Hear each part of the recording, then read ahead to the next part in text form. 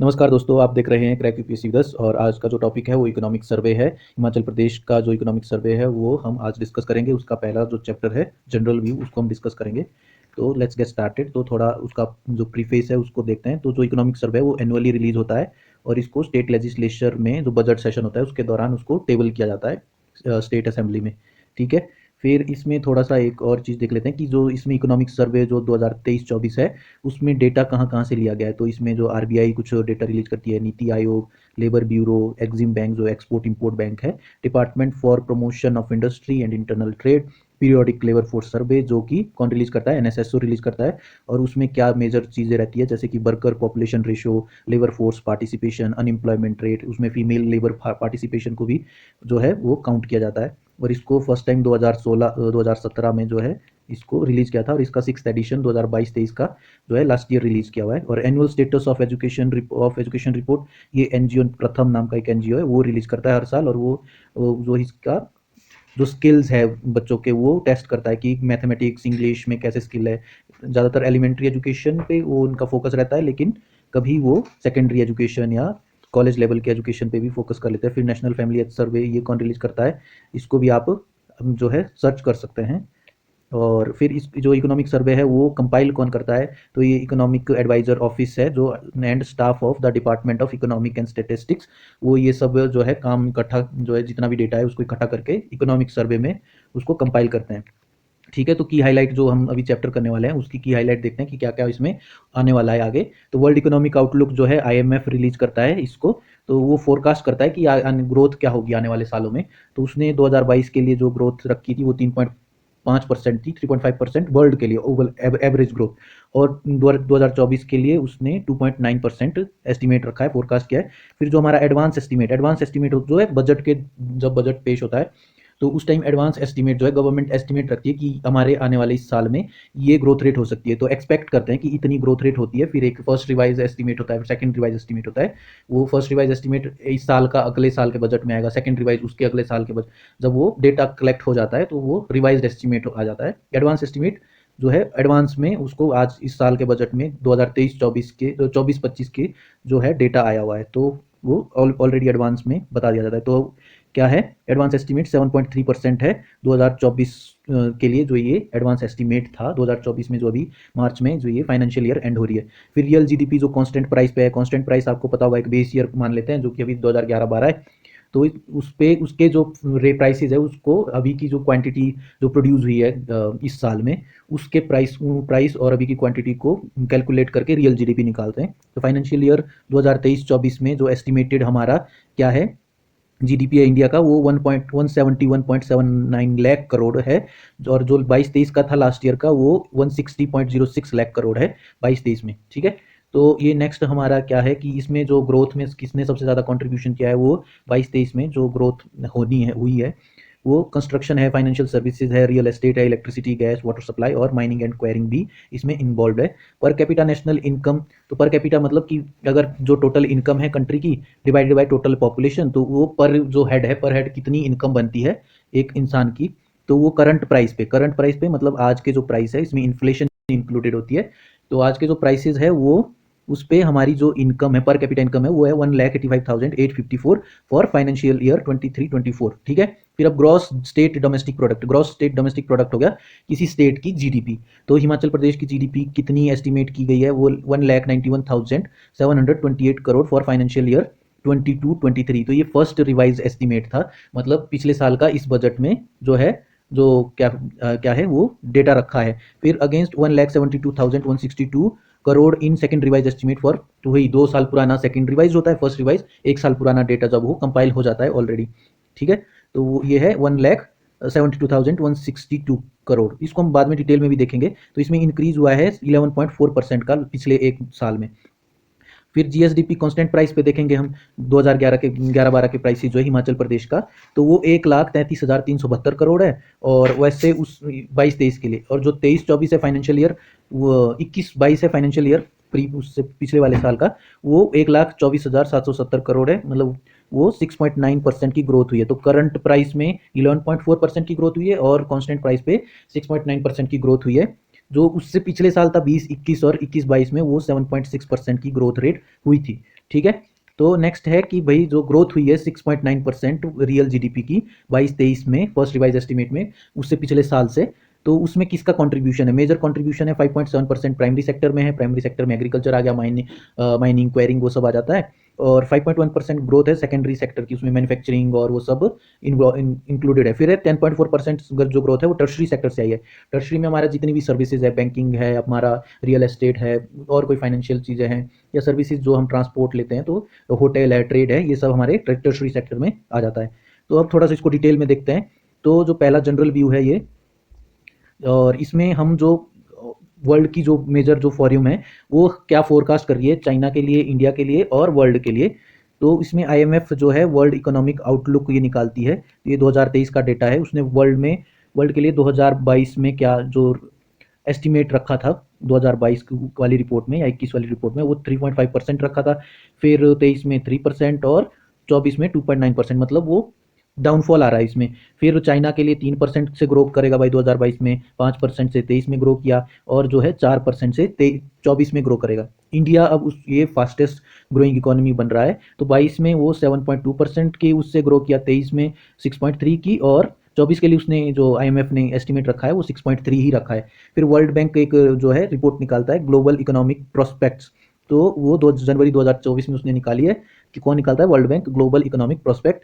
और 2022 में उसने वर्ल्ड की एवरेज जो जीडीपी ग्रोथ कितनी बताई है? 3% 2022 में। और 2023 में उसने 2.6% और 2024 में 2.4%। फिर चाइना के लिए सेम उसने 3% 2022 में, और 2023 में 5.2, और 2024 में 4.5। फिर इंडिया के लिए 2022 में 7.2, और फिर 6.3 23 में, और 24 में 6.4। वैसे ही ओईसीडी कंट्रीज होती है, जो यूरोपियन कुछ कंट्रीज है, उनका एक ग्रुप है, उन्होंने वो भी ये इकोनॉमिक आउटलुक करके एक रिपोर्ट निकालता है जो नवंबर 2023 में आया है। उसने भी वैसे ही 3.3, वर्ल्ड की एवरेज जो 22 में 2.9, मतलब वर्ल्ड की जो ग्रोथ रेट है वो घट रही है। चाइना की थोड़ी सी फ्लक्चुएट रही कि 22 में कम थी, फिर 23 में बढ़ गई, फिर 24 में फिर से डाउनफॉल आ रहा है। और इंडिया में भी डाउनफॉल आ रहा है, लेकिन फिर भी वो फास्टेस्ट ग्रोइंग इकोनॉमी है। ठीक है। फिर नेक्स्ट जो है वर्ल्ड इकोनॉमिक, ये जो प्रोस्पेक्टिव को थोड़ा डिटेल में और देख लेते हैं कौन निकालता है। वर्ल्ड बैंक निकालता है। 24 में इसने 2.4% बताई है वर्ल्ड की ग्रोथ, और 25 में 2.7, और जो 2010 वाला डेकेड था, 2010 के बाद वाला 2020 तक का, वो क्या है, उसने 3.1% का एवरेज ग्रोथ रेट था। तो हमारा ग्रोथ रेट में, जीडीपी ग्रोथ रेट में क्या है? डाउनफॉल आया है। और पर कैपिटा इन्वेस्टमेंट जो ग्रोथ है फॉर ग्लोबल ग्रोथ जो इकोनॉमी है, वो 2023 और 24 में 3.7% है। 23 में और 24 में 3.7% पर कैपिटा इन्वेस्टमेंट हुई है।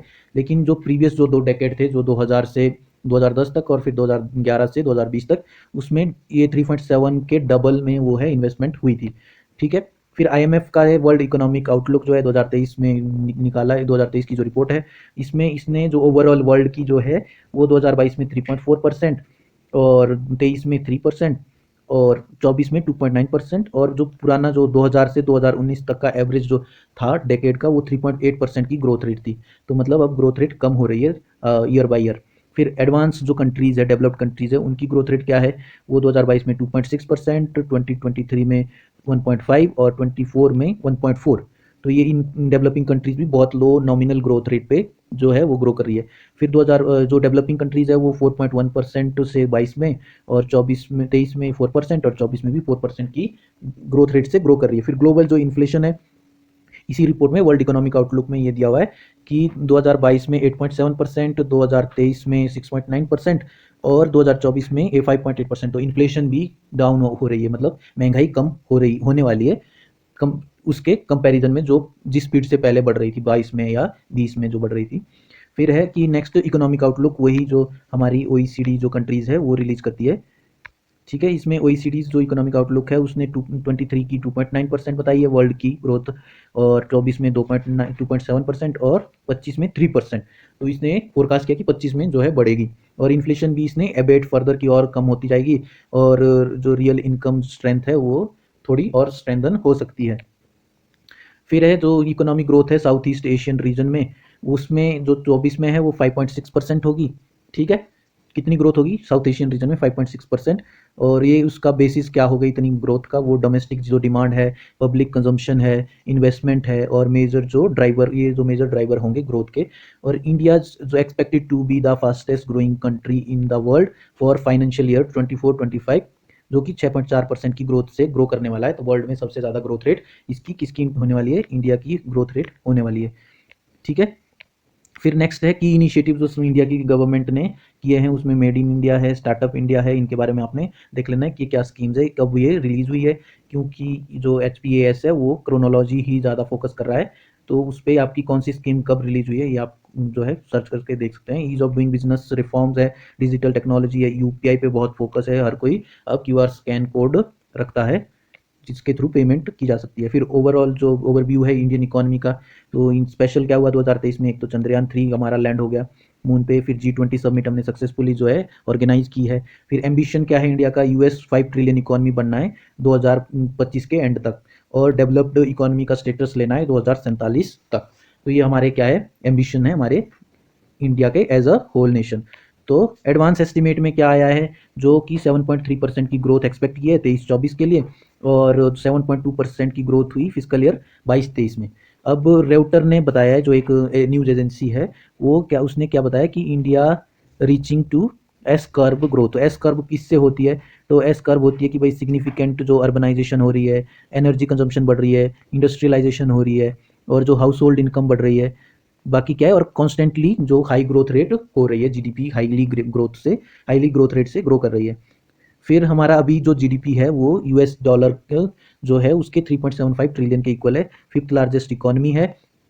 और जो पर कैपिटा इनकम है हमारा इंडियन रुपीज़ के टर्म्स में, वो 98,378 रुपीज़ है 22-23 में जो था। फिर 5 ट्रिलियन इकोनॉमी हमको बाय 2027 एज पर RBI का मानना है कि 2027 तक हम 5 ट्रिलियन इकोनॉमी बन जाएंगे, लेकिन सरकार का एम्बिशन है कि 2025 में ही हमको क्या है 5 ट्रिलियन इकोनॉमी बनना है। वैसे 2022 था पहले, अब शिफ्ट करके 2025 कर दिया है। फिर है कि सेक्टर वाइज ग्रोथ कैसी हुई है जो इंडिया में। फिर प्राइमरी सेक्टर में 21-22 में 7.3% हुई प्राइमरी सेक्टर में। फिर क्या है 22-23 में क्या है, 21-22 में और 20-21 में प्राइमरी सेक्टर पे ज़्यादा ग्रोथ हुई, क्योंकि कोरोना की वजह से बाकी चीज़ें बंद थी, तो एग्रीकल्चर ही मेजर फोकस रहा। कंस्ट्रक्शन भी जो है वो डिले हो गया था वो सब चीज़ें। तो जो 22-23 में है वो 4% होगी, और जो 23-24 में है वो 2.6% है। तो ये एडवांस एस्टिमेट के जो है वो है आंकड़े है। और ये कंपाइल किसने किए ये आंकड़े, जो भी हम डेटा जो आपको पढ़ रहे हैं, वो NSO जो है, मिनिस्ट्री ऑफ स्टैटिस्टिक्स और प्लानिंग एंड इम्प्लीमेंटेशन जो है, वो ये चीज़ें कंपाइल करती है। डेटा इसके अंडर NSO है और वो कंपाइल करता है। फिर सेकेंडरी में जो ग्रोथ रेट है 21-22 में 9.1%, फिर 22-23 में 4.4%, और 23-24 में 20 जो है 7.9%। फिर टर्शरी जो है वो हमारा हाई ग्रोइंग जो है सेक्टर है, वो 9.3 21-22 में, और 22-23 में 9.5, और 23-24 में वो एस्टिमेट में वो 7.7% बोला है। फिर है कि रियल GDP ऑफ इंडिया जो कांस्टेंट प्राइस पे 2021-22 का जो प्राइस है, उसमें फिजिकल ईयर जो 23-24 है वो उसमें 171.79 लाख करोड़ एस्टिमेट किया है कि ये होगा हमारा फिजिकल ईयर 2023-24 का GDP। फिर 22-23 में हमारा जो GDP था, जो फर्स्ट रिवाइज एस्टिमेट है, उसमें जो हमको मिला है 160.06 लाख करोड़, और ग्रोथ रेट कितनी हुई यहाँ 22-23 से 23-24 में, वो हुई 7.3%। तो ये 7.3% की ग्रोथ हुई है। ठीक है। फिर है हमारा next gross value added of growth rate at basic price. तो वो जो है हमारा कांस्टेंट प्राइस है 2011-12 के प्राइस पे। तो ग्रॉस वैल्यू एडेड की पर सेक्टर की आप किसी जो है उसकी क्या ग्रोथ रेट हुई है। तो एग्रीकल्चर जो फॉरेस्ट्री और फिशिंग में है उसमें 21-22 में 3% की ग्रोथ हुई, फिर 22-23 में 4% की, और ड्रास्टिक डिक्रीज आया इसमें 1.8% की 23-24 में।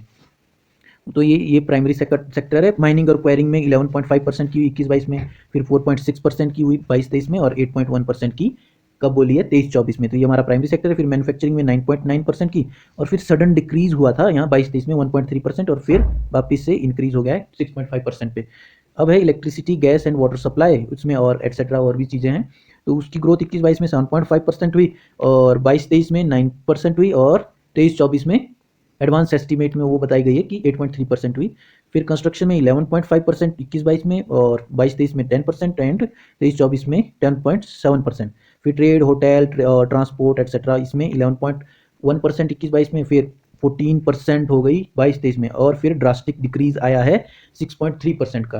तो दो जगह बहुत ड्रास्टिक डिक्रीज आया है, एक एग्रीकल्चर में और दूसरा हमारा होटल एंड ट्रेड जो है उसमें, होटल ट्रेड और ट्रांसपोर्ट में। फिर फाइनेंशियल जो है, फाइनेंशियल और रियल एस्टेट में है 4.42% 21-22 में, 7.1% 22-23 में, और 8.9% कब हुआ था 23-24 में, ये एस्टीमेट में बताया गया। और पब्लिक एडमिनिस्ट्रेशन 12.6% 21-22, 7.2% 22-23 और 23-24 में 7.7%। इसको भी किसने कंपाइल किया? NSO, ministry of statistics and planning and implementation, government of India. ठीक है। फिर हमारा नेक्स्ट है कि जो कंपैरेटिव एनालिसिस है हमारा इंडियन इकोनॉमी और हिमाचल जो स्टेट की जो इकोनॉमी है। तो जो नेशनल लेवल पे है वो 12-13 में 5%, हिमाचल में 6.4%, 13-14 में 6.4%, 7.1%, फिर 14-15 में 7.4%, 7.5%। तो ये ऐसे ही अभी जो लेटेस्ट है 22-23 में 7.2% और हिमाचल की 6.9%, और 23-24 में 7.3% नेशनल लेवल पे और 7.1% जो है हिमाचल पे। एक 20-21 में जो है कोरोना टाइम में वो माइनस में थी, वो -5.8% हो गई थी जो है नेशनल लेवल की इनकम, जो जीडीपी ग्रोथ है, और हिमाचल की 4.3% हो गई थी। फिर नेट नेशनल जो पर कैपिटा इनकम है एट करंट प्राइस पे नेट नेशनल इनकम क्या है नेशनल लेवल पे, तो वो 22-23 में थी 1,72,276, और 21-22 में थी 1,48,528, और 23-24 का जो एडवांस एस्टिमेट है वो 1,85,000। तो नेक्स्ट जो 23-24 में एडवांस एस्टीमेट में जो हमारा पर कैपिटा जो नेशनल इनकम है वो 1,85,854 है, मतलब 1,85,854।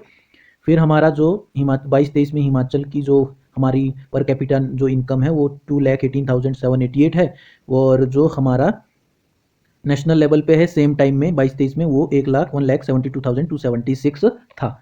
ठीक है। फिर है ओवरव्यू हिमाचल प्रदेश की इकोनॉमी का।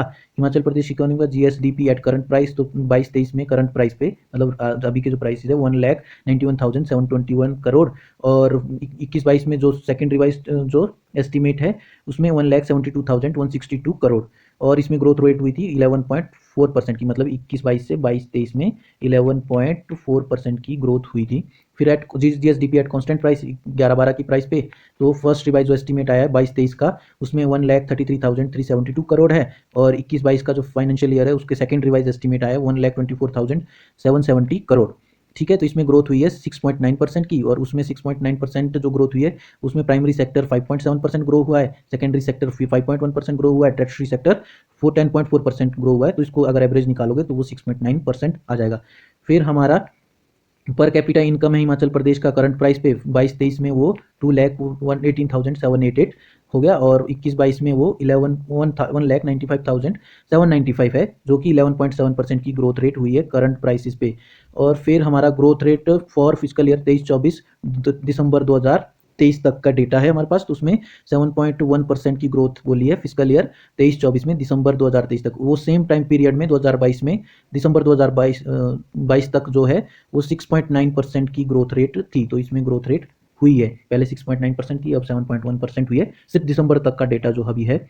फिर फूड ग्रेन में हमारा देख लो, फूड ग्रेन में हमारा 21-22 में जो है 15.72 लाख मेट्रिक टन जो है फूड ग्रेन जो है ग्रोथ हुई थी। फिर 15.23 लाख मेट्रिक टन 22-23 में, फिर 16.52 लाख मेट्रिक टन 23-24 में ये एस्टिमेटेड है कि इतना हो जाएगा। फिर वेजिटेबल प्रोडक्शन में 18.6 लाख जो है 23-24 में, और 18.04 वो जो है 21-22 में हुआ था। ठीक है। तो ये हमारा फूड और वेजिटेबल की प्रोडक्शन के बारे में भी हो गया। तो ये ऑलमोस्ट ये चीज़ें डेटा रिपीट होता रहता है, लास्ट ईयर में भी सेम ही था, अभी इसमें थोड़ा बहुत अब एडवांस एस्टिमेट आ जाता है। बाकी पिछले वाला अगर आप वो जो सर्वे है इकोनॉमिक सर्वे 22-23 का उसको भी पढ़ोगे तो भी ज़्यादा प्रॉब्लम नहीं होगी, उसमें भी सेम डेटा ही रहता है। फिर हमारा जो है शिफ्ट कैसे हुआ कि एग्रीकल्चर से कैसे इंडस्ट्री की तरफ ग्रो हुआ, तो जो 1950 में हमारा प्राइमरी सेक्टर था वो 57.9% था, और सेकेंडरी सेक्टर 1.1% और टर्शरी सेक्टर 5.9%। फिर 67-68 में 1967-68 में क्या है, जो एग्रीकल्चर सेक्टर है वो 55.5% हो गया, और जो सेकेंडरी सेक्टर है वो 5.6% और टर्शरी सेक्टर 12.4%। फिर 1991 में क्या हो गया 26.5% हो गया एग्रीकल्चर, 9.4 सेकेंडरी सेक्टर, और टर्शरी हो गया 19.8। फिर 22-23 में ये जो अब एग्रीकल्चर सेक्टर है वो 9.45% हो गया, और जो सेकेंडरी सेक्टर है वो 41.97%, और जो टर्शरी सेक्टर है वो 44.08%। ये 9.45% इसका मतलब ये नहीं कि ये जो 57.9% है उस टाइम पे ये ज़्यादा ग्रो होता था, अब कम होता है। सिर्फ ये हुआ है कि एक तो हमारा जीडीपी का जो नंबर है वो बढ़ गया है, तो ओवरऑल नंबर बढ़ गया है। दूसरा ये हुआ है कि जो बाकी सेक्टर का कंट्रीब्यूशन है वो बढ़ गया है, कि ये बाकी जो है एग्रीकल्चर सेक्टर है उससे ज़्यादा ग्रो कर रहा है, उससे ज़्यादा एक्सपोनेंशियल ग्रोथ हुई है इसमें। तो उस वजह से इसका जो है शेयर कम हुआ है टोटल जीडीपी में जो एग्रीकल्चर का। अदरवाइज नंबर टर्म्स में वो 1950-51 से अभी के जो है ज़्यादा हम ग्रो करते हैं, ज़्यादा हमारी जो ईल्ड है वो हाई है, हाई ईल्ड वेराइटीज़ अब यूज़ करते हैं, चाहे वो एप्पल प्रोडक्शन हो या फिर बाकी फ्रूट या वेजिटेबल्स जितने भी है उसमें हमारा प्रोडक्शन देखा जाए तो। फिर है कि पावर पॉलिसी जो है स्टेट की क्या एड्रेस करने की कोशिश की है, कैपेसिटी जो है एडिशन, नई capacity in energy security, access and availability हो पावर की, अफोर्डेबिलिटी हो, एनवायरमेंट फ्रेंडली हो, and assured employment to the people of Himachal Pradesh. फिर प्राइवेट सेक्टर पार्टिसिपेशन 2 मेगावाट तक की तो सिर्फ प्राइवेट के लिए ही रिजर्व किया जाता है, जो हाइड्रो पावर प्रोजेक्ट होता है, और 5 जो मेगावाट का है उसमें भी उनको प्रायोरिटी दी जाती है प्राइवेट सेक्टर में। ठीक है। फिर है डिजास्टर रिलीफ। डिजास्टर रिलीफ के लिए जो है सरकार ने 4500 करोड़ का जो है पैकेज दिया है, उसमें 1,30,000 पहले जिनका पूरा घर जो है डिस्ट्रॉय हुआ था उसको दिया जाता था, अब वो 7 लाख कर दिया है। फिर अप टू मार्च 31 2024 जो लोग रिलीफ कैंप में रह रहे थे उनके लिए क्या है, रेंट 5,000 जो रूरल एरिया में दिया जा रहा है, 10,000 पर अर्बन में दिया जा रहा है, और एलपीजी गैस कनेक्शन दिया है, फ्री राशन दिया जा रहा है, और टू द लिविंग जो कि रिलीफ कैंप में रह रहे हैं। फिर relief for the Apple areas उसमें 110 करोड़ अलॉट किया है एप्पल एरिया के लिए। फिर इसमें कुछ स्कीम जैसे मुख्यमंत्री सुखाश्रय है, उसमें जो है आई थिंक ये सिर्फ 4,000 ऑर्फेन है, 4,000 ऑर्फेन चिल्ड्रन को जो है स्टेट का चिल्ड्रन ऑफ स्टेट माना गया है, उनके लिए फिर उनको मंथली कंट्रीब्यूशन दिया जाएगा और एजुकेशन से रिलेटेड पैसा दिया जाएगा उसको। ये जो स्कीम्स है ये बाद में फिर से डिटेल में आएगी किसी और चैप्टर में। फिर ग्रीन एनर्जी स्टेट बाय, तो ये डेट इंपॉर्टेंट है कि 31 मार्च 2026 तक का टारगेट रखा है कि हमने ग्रीन एनर्जी स्टेट बनना है हिमाचल प्रदेश ने, तो ये इंपॉर्टेंट जो है टारगेट है। ठीक है। फिर नेक्स्ट है कि प्रोग्रेसिव हमने ई व्हीकल पॉलिसी लाई है, और उसमें अभी फर्स्ट जो इनिशियल जो फेज है उसमें 54 चार्जिंग स्टेशन जो है इन्होंने लगवाने हैं। फिर एमओयू साइन हुआ है green hydrogen and ammonia project. इस पे क्या है, यूपीएससी में भी क्वेश्चन आ चुका है, तो ग्रीन अमोनिया क्या है, ग्रीन हाइड्रोजन जो भी है, इनके बारे में थोड़ा डिटेल में आपने पढ़ लेना है। इस पे इन्वेस्टमेंट जो आई है, जो इन्वेस्टमेंट सबमिट हुई थी शिमला में, उसमें 4,000 करोड़ की आई है। फिर फाउंडेशन स्टोन हुआ है 220 करोड़ का सोलर पावर प्लांट के लिए पेखुबेला में। तो ये पेखुबेला कहाँ है वो भी आपने कमेंट बॉक्स में बताना है कि कहाँ है, और इस पे पेखुबेला पे क्या है, पावर 220 करोड़ का सोलर पावर प्लांट की जो है फाउंडेशन स्टोन डल चुका है। फिर ये हमारा कुछ की इंडिकेटर जो हमारा जीएसडीपी करंट प्राइस में वो हमारा है 1,72,162 करोड़ 21-22 में था, और 22-23 में वो करंट प्राइस में 1,91,728। ये जो डेटा है वो बार बार रिपीट हो रहा है, तो आपको ये मेमोराइज हो जाना चाहिए। फिर कांस्टेंट प्राइस पे 1,24,770 था 21-22 में, 22-23 में वो 1,33,372 हो गया है। परसेंटेज टर्म में देखें तो 20-21 से 21-22 में ग्रोथ हुई थी 13.6% की करंट प्राइस पे, और 21-22 से 22-23 में 11.4% की हुई है। वैसे ही कांस्टेंट प्राइस पे 7.6% की ग्रोथ रेट हुई थी 20-21 से 21-22 में, और 21-22 से 22-23 में वो 6.9% की ग्रोथ रेट हुई है, जो कि हमने पहले भी देख रखा है कि 6.9% की ग्रोथ रेट हुई है। उसमें प्राइमरी सेक्टर का 5.7% ग्रोथ है, और सेकेंडरी का 5.1, और टर्शरी का 10.9% है। वही ये भी हमने फूड ग्रेन जो है लाख मेट्रिक टन में देखा है, तो ये 15.79 लाख था 21-22 में, और 15.23 था 22-23 में, और इसका अगला एस्टिमेट हो 16.79 है 23-24 के लिए एस्टिमेट है। तो ये 20-21 से 21-22 में 2.8% ग्रोथ हुई थी, और अभी ये 21-22 से 22-23 में इसमें डिक्लाइन आया, ये देखो 15.79 से 15.23 हो गया है, तो ये -3 पॉइंट की जो है रिडक्शन हुई है इसमें। फिर फ्रूट प्रोडक्शन में लाख मेट्रिक टन में है ये फिर 7.7, इसमें भी ये 15.79 होगा, और ये 15.23 होगा। ये यहाँ इन्होंने शायद गलत दे दिया है, ये जो चार्ट है वो सीधा जो है इकोनॉमिक सर्वे से मैंने यहाँ पेस्ट किया है। और फिर ये फ्रूट में 7.72 और 8.31 की ग्रोथ रेट जो है लाख मेट्रिक टन जो है ग्रोथ हुई है, प्रोडक्शन होगी फ्रूट की। ये इसमें 20-21 से 21-22 में 20.1% की ग्रोथ हुई, और 21 से 22 में 21-22 से 22-23 में 7.7 की। फिर इलेक्ट्रिसिटी जनरेटेड मिलियन यूनिट्स, तो 2203 मिलियन यूनिट 21-22 में जनरेट हुई, और 2157 मिलियन यूनिट जो है 22-23 में जनरेट हुई। उसमें 20-21 से 21-22 में 12.3% की ग्रोथ हुई, और यहाँ डिक्रीज हुआ है 21-22 से 22-23 में -2.1 का। ठीक है, फिर हमारा कुछ ये थोड़ा सा हम वही सुखाश्रय, मुख्यमंत्री सुखाश्रय के बारे में देखा हमने कि जो है वो जो है स्कीम लाई है, उसमें 4000 जो ऑर्फेन है उनको स्टेट ऑफ जो है चिल्ड्रन का, वो स्टेट चिल्ड्रन का उनको क्या है स्टेटस दिया है, ग्रांट किया है, और मुख्यमंत्री सुखाश्रय स्कीम है ये। फिर उनको पॉकेट मनी प्रोवाइड की जाएगी, वो सब चीज़ें, उनकी फीस भरी जाएगी, वो सब है। फिर सरकार ने क्या कहा है कि ग्रीन एनर्जी स्टेट बन जाएंगे 31 मार्च, कब तक, 2026 तक। तो ये इंपॉर्टेंट डेट है, ये आपने ध्यान रख लेनी है। फिर नेक्स्ट हमारा है, सॉरी फॉर जो ये बैकग्राउंड में हो रहा है उसके लिए, क्योंकि फिर हर चीज़ हर बार हमको ये रोकना पड़ता है। फिर नेक्स्ट है कि 31 मार्च 2026 तक ग्रीन एनर्जी स्टेट बनना है। उसमें चार्जिंग स्टेशन के लिए हाइड्रोजन और अमोनिया प्रोजेक्ट जो है उसमें एमओयू साइन हुआ है, जिसमें 4000 से ज़्यादा की इन्वेस्टमेंट जो है हुई है, और 3500 से ज़्यादा एम्प्लॉयमेंट अपॉर्चुनिटीज़ बनेगी। फाउंडेशन स्टोन वो लग गया है, ये मैंने देख लिया है। पेखुबिल्ला कहाँ है, ये फाउंडेशन स्टोन वहाँ लगा है, और इसमें जो है 27 करोड़ की एनुअल इनकम देगा वो स्टेट को, जो सोलर पावर प्रोजेक्ट लगेगा। फिर ये क्या है कि स्टेट जो है इंट्रोड्यूस करेगा इंग्लिश, जो है फर्स्ट क्लास से ही इंट्रोड्यूस करेगा गवर्नमेंट स्कूल में। और फिर क्या है, डॉक्टर यशवंत सिंह परमार विद्यार्थी ऋण लोन दिया है, ये लोन दे रहे हैं, एजुकेशन लोन 20 लाख का, सिर्फ 1% के इंटरेस्ट रेट पे। तो ये जो स्कीम्स है ये बाद में और डिटेल में आएगी, ये थोड़ा ओवर। तो क्या हुआ है कि जो लीज पीरियड है वो 99 से, गवर्नमेंट लैंड का जो लीज पीरियड है वो 99 से 44 ईयर कर दिया है। न्यू एक्साइज जो पॉलिसी लाई है उसमें क्या चेंजेस किए हैं, उसमें क्या हुआ है कि अब एक सब्सटेंशियल इंक्रीज होगा, 846 करोड़ का रेवेन्यू, जब जो है ऑक्शनिंग हो रही थी लिकर जो रिटेल जो शॉप्स होती है, और उसमें रिमार्केबल 40% बूस्ट होगा जो स्टेट के रेवेन्यू में। फिर for the welfare of tribal के लिए 857 करोड़ का प्रोविजन किया है, और उसमें tribal area development programme for the physical year 23-24 में with 335 crore proposed in central scheme. तो सेंट्रल स्कीम से 335 करोड़ है, और उसमें 857 टोटल जो है वो हो गया हमारा, क्या हो गया, ट्राइबल का जो है वेलफेयर फंड है। फिर नेक्स्ट हमारा है कि स्टेट जो गवर्नमेंट है उन्होंने हिम उन्नति जो है स्कीम जो है रिलीज की है, जिसमें कि aimed at boosting the production of milk, vegetable, fruit and other cash crops through structured incentive, to incentive मिलेंगे। हिमगंगा जो है, हिमगंगा योजना क्या है, developing milk based rural economy, facilitating transportation of milk और फार्मर टू चिलिंग प्लांट। तो chilling plant है, transportation में हेल्प करेगा, हिमगंगा योजना है। फिर Himachal Pradesh sub tropical horticulture irrigation and value addition project Himshiva काफ़ी पुरानी स्कीम है, इसका भी आप कब रिलीज हुआ है, कब ये स्कीम लागू हुई है, इसका डेट आप डाल जो है कमेंट बॉक्स में जो है कमेंट कर सकते हैं कि कब हुई है, क्योंकि जो वही जो क्रोनोलॉजी वाला जो क्वेश्चंस है उनको आप इग्नोर मत कीजिए, वो ऐसे ही आपको याद होंगे जब आपको इनको नोट डाउन करोगे कि कौन सी स्कीम कब आई है। तो कंसेप्चुलाइज हुई थी to increase the income and strength the climate resilience of the farmer house hold.